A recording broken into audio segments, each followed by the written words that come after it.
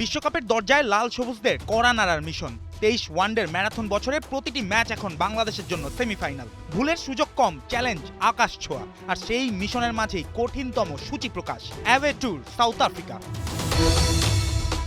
Series শুরু হবে লাল বল দিয়ে। আইসিসি ওয়ার্ল্ড টেস্ট চ্যাম্পিয়নশিপের অংশ হিসাবে 15 থেকে 19 নভেম্বর জোহানেসবার্গে প্রথম টেস্ট। এই ভেন্যুতে প্রথমবারের মতো টেস্ট খেলবে বাংলাদেশ। এরপর 23 থেকে 27 নভেম্বর সেঞ্চুরিয়ানের দ্বিতীয় টেস্ট, যে মাটিতে টাইগাররা সর্বশেষ খেলেছিল 2008 সালে। 18 বছর পর সেই সেঞ্চুরিয়ানেই ফিরছে বাংলাদেশ।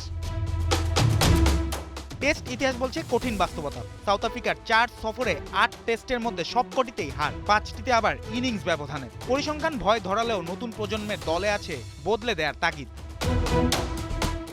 1 ডিসেম্বর ইস্ট লন্ডনে শুরু হবে 3 ম্যাচের ওয়ানডে সিরিজ। 4 ডিসেম্বর গাবেখা আর 7 ডিসেম্বর কেপটাউন। ওয়ানডের প্রতিটি ম্যাচই বিশ্বকাপের সমীকরণে অমূল্য।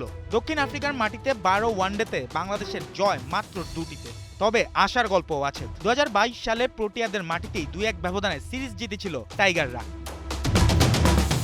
টি-20 সিরিজ শুরু হবে 10 ডিসেম্বর কিম্বারলিতে, 12 ডিসেম্বর বনানীতে এবং 13 ডিসেম্বর সেঞ্চুরিয়ানে। এই সংস্করণে এখনও সাউথ আফ্রিকার মাটিতে জয়হীন বাংলাদেশ। 4 ম্যাচে 4 হার। তাই এবার লক্ষ্য শুধু লড়াই নয়, ইতিহাস গড়া। 18 বছর পর সেঞ্চুরিয়ান, জোহানেসবার্গে প্রথম টেস্ট। চ্যালেঞ্জটা বিশাল, কিন্তু বড় দল হতে হলে বড় মঞ্চেই প্রমাণ দিতে হয়। বিশ্বকাপের পথে সাউথ আফ্রিকা সফর বাংলাদেশের জন্য এই যেন সাহস, সামর্থ্য আর স্বপ্নের পরীক্ষার আরেক নাম। জুবায়ের নূর, 71।